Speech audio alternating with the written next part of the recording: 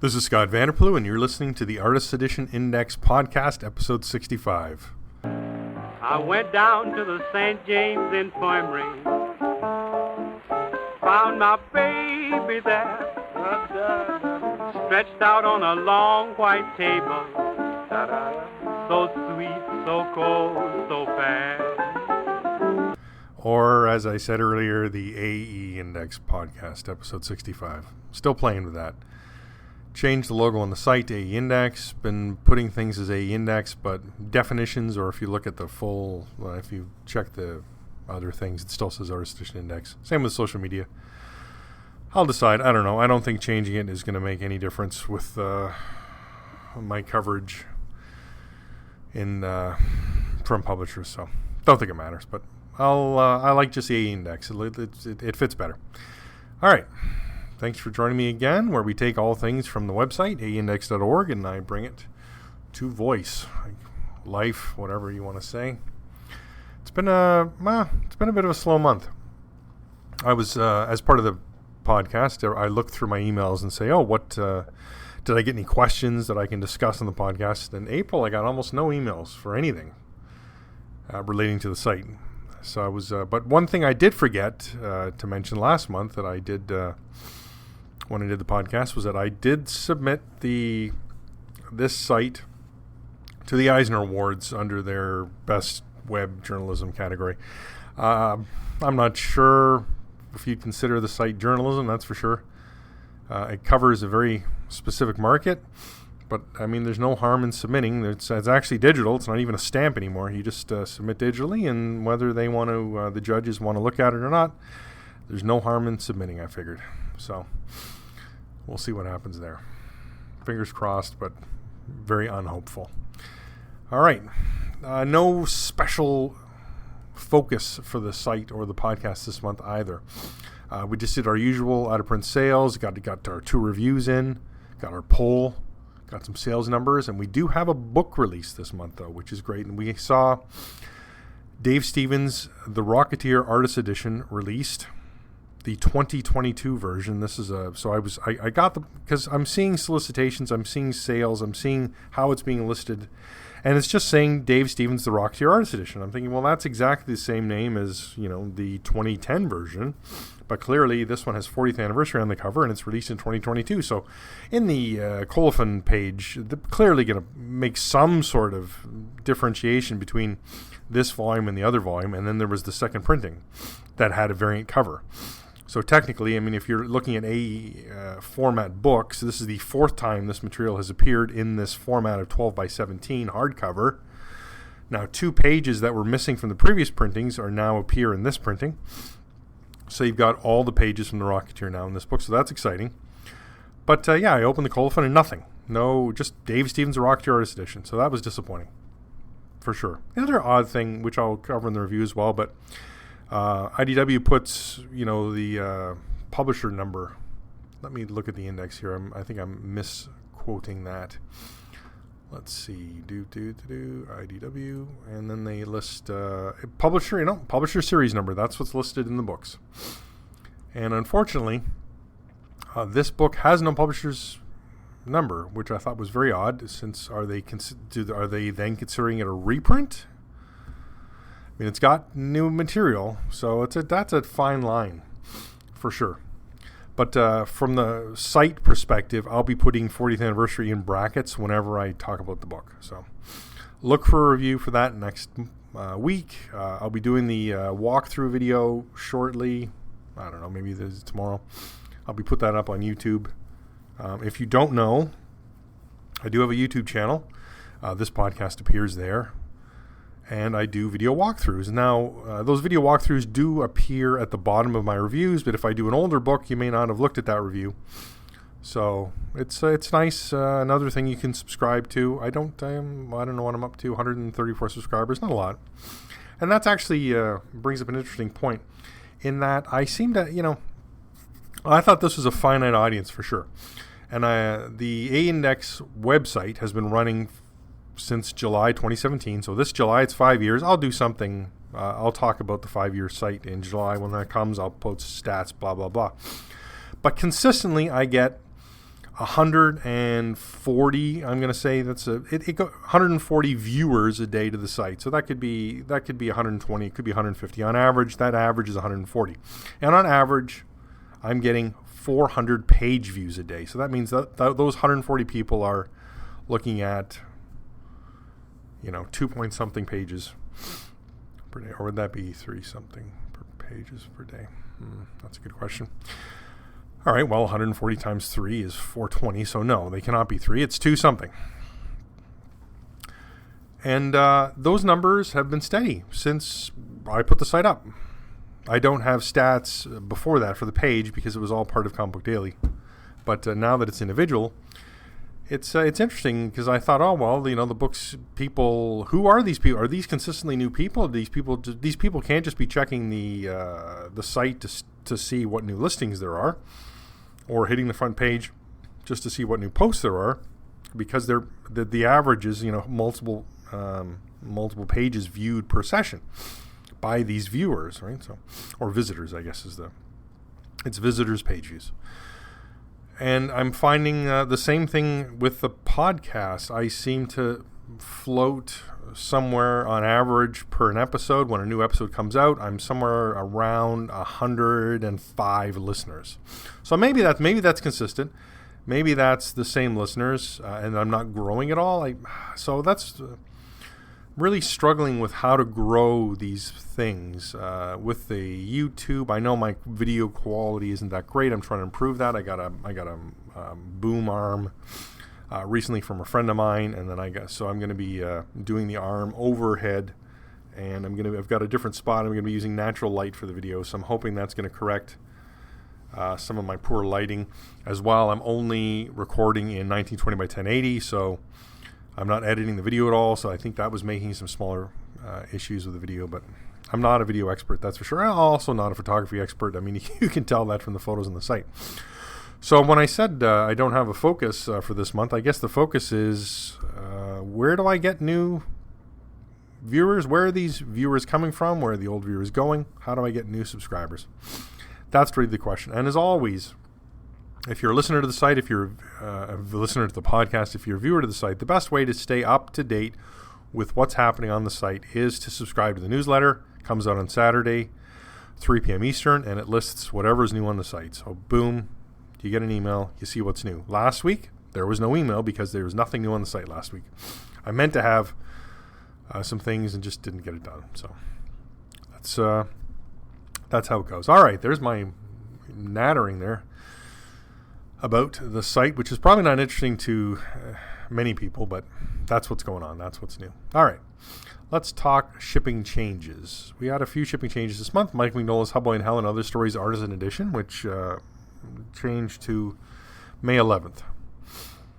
Gil Kane's Amazing Spider-Man Artisan Edition changed to July 26th, which is interesting because it was just solicited in Diamond, which has been on the Penguin Random House site for a while. And the Diamond is still listing the date from 2 weeks earlier on that. So they're listing July 13th. So that's interesting. We've got a new listing, the Best of EC Comics Artisan Edition, and that was talked about on the site. I really should go back and look at that. Hold on a second. No, that was the previous month. I'm sorry. I need to change some of these things. All right, what other dates changed? Oh, Judge Dredd by Brian Boland Apex Edition changed to September 7th, so that was disappointing. So I was really hoping to see that book soon.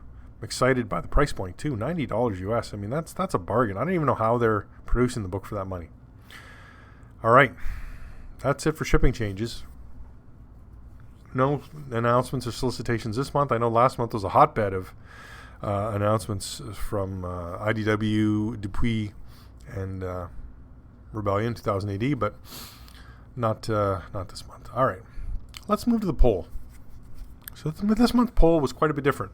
So poll always comes from Patreon patron David Jacoy, and yeah, much different. So here's the blurb: covers. Covers sell the comics. A good cover can elevate and make a comic stand out from the rest. Spider-Man has been a hit since its inception in the early 60s and has some of the greatest artists producing covers for the wall-crawling hero. Which decade is your favorite? So that's really different than what we've done before. So we just did 5 decades, 60s, 70s, 80s, 90s, and aughts. And then we did the voting. So I think is no surprise to anyone. I should preface that. So I'm wondering if this reflects the age of the average visitor to the site. Because I wasn't alive in the 60s. I was born in 72, so yes. But I still voted for the 60s because those are my favorite covers. 70s, I don't know. I never really got into Spider-Man. I didn't start reading comics until 80, so the 70s weren't back. Spider-Man back issues weren't something I was looking at. 80s I actually thought would get more votes because of McFarlane and all that, for sure. The 80s, maybe 90s. And then the aughts, when David provided the artwork, I had forgotten some things. Some really great artwork. Charles Vess put up, Jay Lee. But looking at the voting, voting continues on forever. But as I record this, the 60s is winning by quite a margin. And it's interesting, in the 60s art, that's Spider-Man 62. That's actually my favorite Romita Spider-Man cover. It's Medusa ensnaring Spider-Man. I think that's awesome. Coming up behind that is the 80s, so that's reasonable. 70s is very close to the 80s, though. And then we got 90s, and then aughts is just really fell apart there. But that was an interesting voting, and a different look at how we can vote, because it's a lot of artists or maybe title, but this is decades, so could be interesting. I mean, Scott Dumbier has talked about maybe doing a best of this or best of that from Marvel, because we've seen some other best ofs, so maybe we'll see some upcoming books that way. All right, that's the poll for this month. Let's talk out of print sales, and let's just get into it, then we can talk about it after. Batman: The Dark Knight Returns, Frank Miller Gallery Edition. 3 copies sold for an average of $200.48. 3 copies of Byrne Wright's and Artifact Edition second print sold for an average of $214.99. 1 copy of Don Rose's The Life and Times of Scrooge McDuck, $67.99. Wow, that's a bargain. That's got to be. I don't know if that just slipped right through, because that book has been hot and selling way above that. 1 copy of Fantagraphics Studio Edition Black Hole by Charles Burns, $100.43.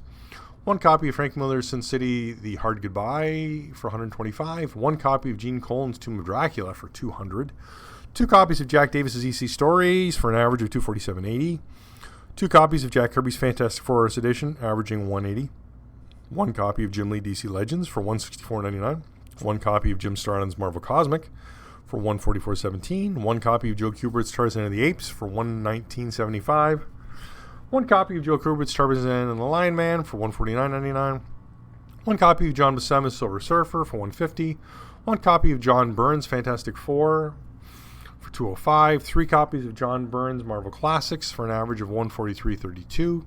1 copy of John Romita's Amazing Spider-Man for $279.99. 1 copy of Romita's The Amazing Spider-Man Volume 2 for $125. 1 copy of Marvel Covers Artist Edition second print for $179.99. 1 copy of Mike Mignola's Hellboy and Hell and Other Stories for $155. 1 copy of the second print of that for $219.99. I don't know. 2 copies of Ross Andrews' The Amazing Spider-Man for $131. 1 copy of Sam Keefe's The Max for $175. 1 copy of Star Wars Artifact Edition for $50. Another, bang old bargain there. 2 copies of Star Wars Dark Times Gallery Edition, averaging $64.50. So that's come back down to that price. 1 copy of Stranko Nick Fury Agent of S.H.I.E.L.D. first print, $225. 1 copy of The Prisoner Original Art Edition for $66.21. So there's a book that's been higher up significantly for a while, and now it's dropped back. 1 copy of Usagi Yojimbo Samurai and Other Stories for $150. Another price drop. 2 copies of Wally Wood's EC Stories first print, averaging $354.02. That's a bump for lately. 2 copies of Walter Simonson Star Wars Artist Edition for $133.28 average. 2 copies of Will Eisner's The Contract with God Carriers Collection, averaging $240.88, and 2 copies of Will Eisner's The Spirit, averaging $157.50. All right, sales records. Well, it may be a record, or it just may be the same price with a newer date. That's what I've been doing now. If it's got if it's come up again at the same price but the date's newer, I'm putting the newer date. Let's keep it as current as possible. Dave Cockrum's X-Men Artifact Edition signed, sold on March 12th for $399.99. Jack Davis's EC Stories Artist Edition slipcase sold for $419.98 on March 28th. Now that slipcase, I think I've talked about it, but I've not done it on the website yet. That was supposed to be a Remark sketch cover. So it was in the slipcase. They produced 20. It sat in the warehouse until an IDW sale last year, and then they sold those 20. So they've been getting pretty hot. I have one. The corner of my slipcase got dinged in shipping, and then of course they didn't have any more, so I just kept it. I'm still annoyed. All right, and John Byrne's X-Men Artifact Edition signed. I'm sorry, John Byrne's X-Men Artifact Edition, signed. Isn't that what I just said? Sold for $1499.97 on March 27th. So that is, insane. I think that price. But I mean, it's Byrne. It's signed. These signed books, wow. Now, that is not the record still. The record is still $1,800 for John Romita's Amazing Spider-Man Artist Edition Remarked. And that was in, January 30th of 2021. Not a lot breaking the $1,000 mark. A signed Mazzucchelli Born Again went in the same 2021. I think 2021, spring of 2020, as I've said before, was the high water mark for aftermarket sales in eBay. There were a lot of zeros this month when you look at sales. Now, I don't know if that's, it's just March. I don't know, I figure that's enough time after Christmas that maybe people are still looking. I think the copies that sold from that IDW sale have petered out now, and they've sort of been dispersed in the market, so you're not really going to see low prices like that. Well, all I can say is watch for another IDW sale. There was another one recently, but they didn't have any artist editions. So when that artist edition sale goes live from IDW from now on, I'm be online that first 5 minutes, because that's when the book sold this last time. All right. Now is the time when I discuss supporting the site. 3 ways to support the site: become a Patreon patron. You can do it in your own currency. And it starts at $1. I think if you're using euro, though, I think it starts at €1. But anyway, and you can go up to whatever you'd like. I appreciate anything you'd like to give. Another way to support the site is by clicking any of the links I have there for buying, especially the eBay link, the Things from Another World link, books links. Those are all links that get me a commission. So I'll get a small percentage. A few links I have don't get me anything. All the French sites don't get me anything. But still working on that, trying to figure out a way to do that. But oh well. Love the French books anyways. And the third way to support me is to go to the store. Not a lot of store action going on, so I don't know what exactly I've done wrong, or maybe just am I pricing myself out with these books? I don't know. Got a lot of books up for cover, and then I got a couple things that are a little above cover. So if you're interested in anything there, please take a look. All right, that's the sales pitch for this month. I appreciate you listening. Let's talk about the 2 reviews. So 2 books this month reviewed, and when I talk, I don't know if now when I'm doing these French reviews and I'm getting a bigger European market. I notice my stats now. I'm seeing Spain. I'm seeing France. Seeing Germany popping up more when I look at countries visiting me. It's still U.S. is still number 1. And then that 2nd, 3rd, 4th, 5th spot really varies. So it's interesting to see what countries that day are coming up 2nd and 3rd. But where I was going with that is I'm going to try not to do 2 French reviews in a month, because I'm still trying to stick to my true reviews. So I'll try and do 1 French review and 1 English review. If I have a French book, I'll mix it up.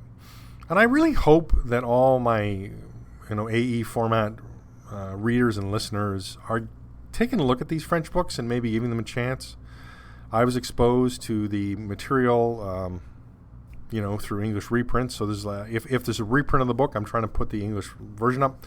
Coming up this summer, Fantagraphics is printing Zombie Coffee, and it's a nice book. I have the sort of the AE format of that in French. And I've been waiting to review that. I wanted to do it when the English book came out.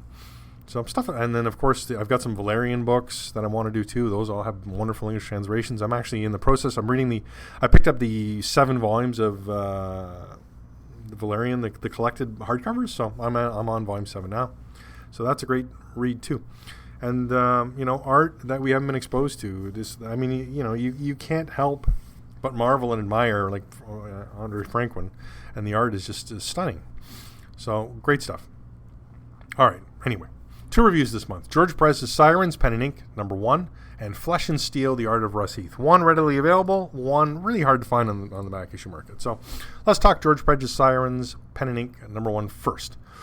Here's the blurb. What's to love? With the previous editions of Pen and Ink featuring the art of industry veteran Brian Stelfreeze and newcomer Vanessa Del Rey, we wanted to go back to a comics legend, and naturally that had to be George Pérez. His detailed pencils and inks on George Pérez's Sirens, his first original title in over 10 years, are on full display and are a testament to the lasting popularity of his skills. What it is, perfect for fans who want to look behind the scenes of making comics. The Pen and Ink series features artwork from highly skilled illustrators, stripping down to their inks in the original artboard dimensions of 11 by 17, or in this case, and for the first time in a pen and ink book, stripped down to the pencils alongside inked and lettered pages. Get a detailed look at the making of George Pérez's Sirens, #1, from one of the industry's greatest masters. Now, this is from Boom Studios. It was released in July 29th, 2015, readily available still from Diamond, so hit up your local comic shop and get this ordered. That's they'll get it right in for you for that cover price of $14.99, and this is a 12 by 17 inch. It's 48 pages. It's a soft cover, but it's got French flaps. The paper is quite thick, and then the cardstock cover is very thick as well. So don't be concerned that you think, this is soft cover, that's those dimensions going to get wrecked. It's not like the old Treasuries. This is a very solid book, and it's split into 2, and you get all the inks, no lettering. It is inked. Let me back up. You get the production pages. So it hasn't been colored. So it's been inked, it's been penciled, inked, and then it's quite cleaned up. And actually it even when I look at the pages, they look pixelated. They look blown up a bit. The edges are hard where it looks like the image has been enlarged. So when you get to open the book and you start looking at the black, I'm going to say black and white. I got to stop saying inked because I don't believe these are straight. These are not straight scans of the inks. It's black and white pages, and they're not great. I don't really enjoy the quality of this at all. But you get halfway through the book, that whole first, you get the first issue, and then you turn the page, and boom, there's George Pérez's pencils. And on the pencils are the digital lettering have been added to the pencils, so you can. I don't know why they did that. I think they would have been better served having the lettering on the inked pages and then having the pencils raw, no lettering. I think that would have been the better way to go. But that's not what they did. So you get to see Pérez's pencils, which are actually really interesting to look at the detail he puts in, how much he feels that he needs to put in pencils, and then how he works as an artist. Because a lot of artists maybe will leave details out and they finish them with their inks. John Byrne is a good example of that. I was thinking of them when he was working on Fantastic Four, right? And if they're on a deadline, they think, well, I'll leave that out in the pencils and I'll do it in the inks, right? But Pérez's pencils are quite nice, quite detailed, and a really nice comparison of flipping between this and those black and white pages, and running along every page, whether it's the black and white pages or the pencil pages, is a commentary from Pérez on each of the pages. And the nice thing is we're not seeing a repeat of the page. His comments are not repeated from the black and white page to the pencil page. He's got new comments for that. So you really get to, if you want the full picture of the book, what he was thinking, read all the comments the entire way through and really just get a chance to enjoy the book. It's a great value. Like I said, you get the black and white pages and then the pencils, $15. Like I said, readily available from Diamond and your local comic shop. So, well worth getting. I did a flip through video of that, so have a look at that if you want to see the whole thing. It's stapled, so it opens really nicely, lays flat, and it's a great. The printing and the package is quite good. Like I said, my only complaint is those black and white pages. They look blown up, but that's it. All right. Moving on. Next review. Flesh and Steel, The Art of Russ Heath. Here's one that is really hard to find. If you look on Amazon, first off, Amazon aftermarket prices are insane. But this book sells for hundreds of dollars, whether it's on Amazon or eBooks. So I put eBay as your best bet. I'm clicking on my eBay link now in the review just to see, are there any? There is one right now for $145. This is, oh, wow, wait a second. They've got the, they're selling the catalog. This is the softcover catalog from the exhibit, not the hardcover that IDW published. So that's interesting. I don't know if I'd want the softcover from the exhibit when I think I'd rather have the hardcover. All right, now that I've jumped ahead as always here, let me give you the blurb. Following in the footsteps of the critically acclaimed Wallace Wood Woodworks and Big John Buscema museum catalogs comes Flesh and Steel, The Art of Russ Heath. As with those first two books, this is an art catalog of a single artist's extraordinary body of work following Heath from his very earliest days as an artist to the present, and featuring a cornucopia of rare and never-before-seen art, many from Heath's personal archives. His early days at Atlas, EC, DC, Warren, National Lampoon, and Marvel are all showcased. Intricately researched with a complete index of his work presented, this is a masterful book focusing on a masterful artist. Text is in both English and Spanish. This was published by IDW Publishing October 1st, 2014. It's 9.6 inches by 12.4 inches. It's a 320 pages, hardcover. It was published originally for $49.99. Now, this is, I don't know these catalogs. I have them all. So you got Wallace, you got Woodworks, Wallace Wood, Big John Buscema. There's the Steve Ditko one, and then there's this one. And Woodworks and the Ditko one are the same size. They're the biggest. And then Buscema's the smallest, and this one's in the middle. It's very odd how they didn't stick with a standard size for these.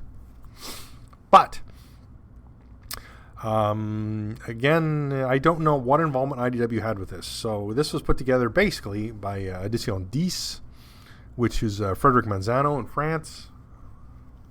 He did the catalog. And then this is just a straight printing of the catalog. And it's an interesting book. It's broken up into 4 sections. You got it goes spring, summer, fall, winter is how they break them up. And then you've got every page of text has 2 columns, the English on the left and Spanish on the right. And this is a great book.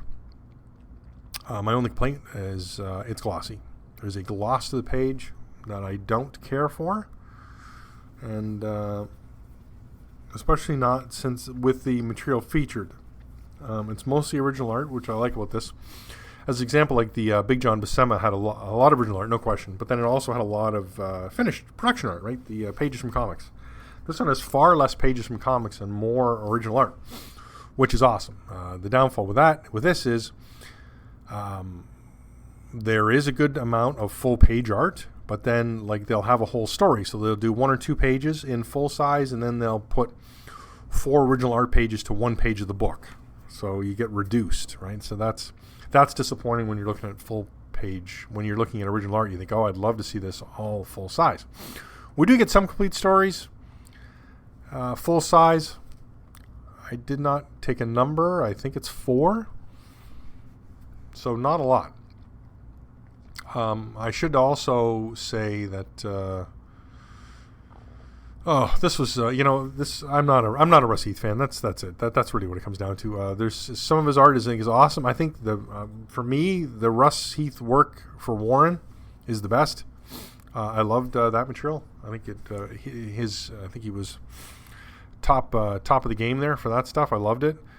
I'm not a fan of much else from Russ Heath, and that's okay. This book came out, I remember being at a local comic shop. My local comic shop had a great manager for quite a while, and he just ordered stuff that even if I didn't pre-order it, he would order it and think, I think Scott's going to buy this. And I got to say 95% of the time, if I'd missed it in the catalog or I was, waffling on it, he'd order it, it would be on the shelf. I'd thumb it and go, oh yeah, I'll buy it. This book came... I thumbed it on the shelf and thought, nah, I'm still not a Russ Heath fan, and I left it. And then, the site rolls around, and this site rolls around, and a bunch of other things happen, and I think, I should, I'm reviewing these other books, I'll try and pick this book up. And then I see the aftermarket prices, and I'm horrified. I think, well, that's for that kind of money is insane. I can't be doing stuff like that. And then I was at a comic shop that I frequent quite a bit. They have a lot of remainders and other books, and they had a sale that day, and they had a copy of this cover price, and it's dinged. This is my copy here. The back cover has a rip in it where it looks like the book fell and hit something, and some other marks on the book and some pages. So I thought, it's impossible to get. I'll pick it up anyways, and I'll review it on the site. So there was a long story I was able to make longer. But if you're a Russ Heath fan, please check. I didn't do a video because of the glossy pages and 320 pages. That's outside of my flip through comfort zone. I don't want to flip through to be going 15 minutes while I try and flip 320 pages of glossy paper. So, but please check out the review. And if you're a fan of this, just maybe set an eBay watch, and when you see a good price, pick it up. Or if you're in this is the other thing, if you're in a comic shop, you're in a bookstore, this is the kind of thing that may fly under the radar that's going to sit on a bookstore's shelf for years with no interest, and then you'll see it and be able to pick it up for cover price. So all Russ Heath fans, take advantage of this. Now, as I mentioned, there's one more catalog of this, and that's the Steve Ditko. I think is it Ditko Unleashed? And I still have to review that, so maybe I'll do that next month, the month after. These books obviously take me longer because I like to read a book fully before I review it. So there's a lot of text in these, and I felt like I needed to give the text a fair shake, in this book a fair shake. And the biography's interesting. They really get into it. A lot of opinions, a lot of descriptions of stories, and thoughts on stories. So it is really very much tailored for Russ Heath fans. All right, that's me babbling on for this month's podcast. Thanks for joining me. Please, anything that's interested you, please go to aeindex.org and check out the article. If you have any questions, my email is scott@aeindex.org. I love questions. I love answering them. I love talking about them then on the podcast. I have all these books. They're I think it's up to 123 now of the AE format books, and then all these other ones. The closet is full. I have actually started storing them elsewhere now, so I'm in bit trouble. It's all the French books. They've bursted out of the closet. So that's it. Let her go, God bless her. Wherever she may be, she can search this wide world over. She'll never find a sweet man like me.